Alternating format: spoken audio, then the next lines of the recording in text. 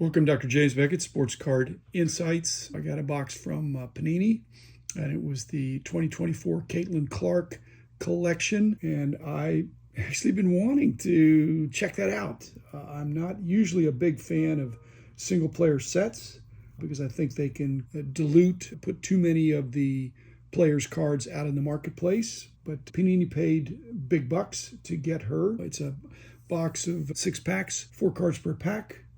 Just released a while ago. I saw $50. You can have an SRP, but the price will float. It could go up, it could go down. It goes up or down based on the secondary market ultimately. They don't put pack odds. It's more what's in the packs, how many packs you'd have to open to get the Caitlyn Clark autograph. So when that comes out and you can see that it's more frequent or less frequent, the price can float a little bit. And frequently the price of the autographs, of the best cards, of any of the tough parallels or inserts, they come out hot a lot of times and then it cools off, but not always. Usually it does, but not always. And this could be the exception. Caitlyn Clark, fundamentally sound player. She's really captured the women's basketball world by storm. Watched her play a lot. I've got my 6 packs. Didn't open them, but I will.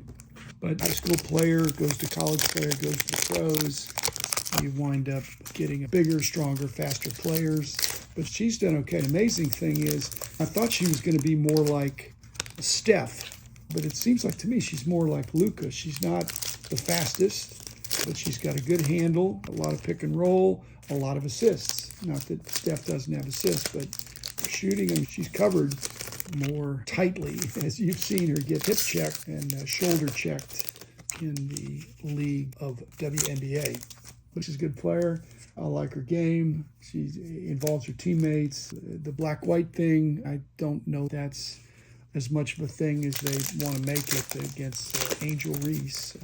They might actually be buddies. To have a nemesis makes for good drama. So she's not just a shooter. The WNBA, I've got a buddy that is part owner of the team here, a good close friend. He just says they don't make money, but there's an increase in the value of the franchise, and he just really enjoys it. His daughter was a good player. But Panini spent big to get Caitlyn. This is part of their, I don't know, I think it's taking the offense. It's somewhat defensive, but I don't know that the WNBA will remain with Panini when the regular NBA moves over to Topps and Fanatics. The one thing I don't like about cards that are a single set is that they wind up in the value boxes. Dollar box, maybe. Base cards could be quarter box. I just don't know. But there's a lot of parallels, and I'm going to start opening this and see if I get any. It's promised that there'd be 3 per pack of non-base cards. So I've already pulled out the packs. There's 24 cards there.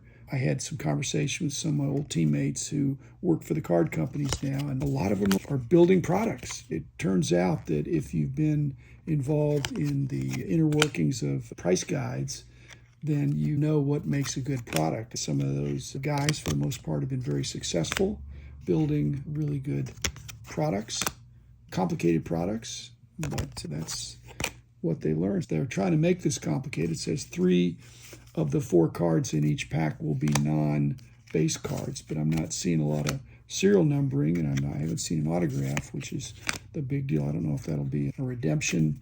There's a numbered card, but I would like to get something for my wall, so I got to have something that people would say, oh, hey, that's interesting.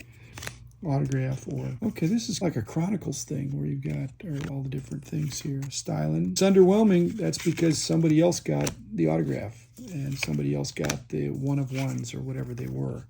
There's a cute picture of her when she was younger. So basically, the base cards are going to wind up being really easy. There's going to be some box or case hits, autograph, things like that, different. But then there's a whole bunch of stuff in between. And so when I'm talking about the long tail, I'm not always talking about base cards. I'm talking about that stuff in the middle that's not high demand, not high supply, but just interesting stuff that if somebody's a completist, they'll eventually come around to it. It's not easy to get, but it's not in high demand either. My buddies that are set building for Panini, and several of them now are with Topps Fanatics, they know what will make a set get some viral interest. that people will share. And it's generally some really cool stuff in there. You would expect to not get great stuff, because if everybody got great stuff, then the price would go way up. So my perception here is, no offense, but I don't see the price skyrocketing. Now, again, I haven't studied it. If I went out and looked, like I'm a big advocate of having a lot more public opening, which I think there is a lot, then you can see. And as long as it's a random sample, then you can see that the autographs fall every 100 boxes or whatever it is. And then you can do the math. In fact, I certainly can do the math, and you should do the math. And if you want to look it up, it's the concept of expected. If you're going to get $500 one time and $50 the other times, then you're willing to pay at least $50, but you don't want to pay $500 if that's the best you can do. You're going to try to figure out what will be the average haul from your box. Thanks, Panini, and thanks other sponsors. I've gotten stuff from Topps and Upper Deck before, too, and I really was looking forward to unpacking this Caitlyn set, and I hope it does well. I do think it's a way to 10x the hobby, which is a fanatic slogan, but it applies to Panini, too, and I hope Panini will have an important role going forward. Thanks, everybody. That's it.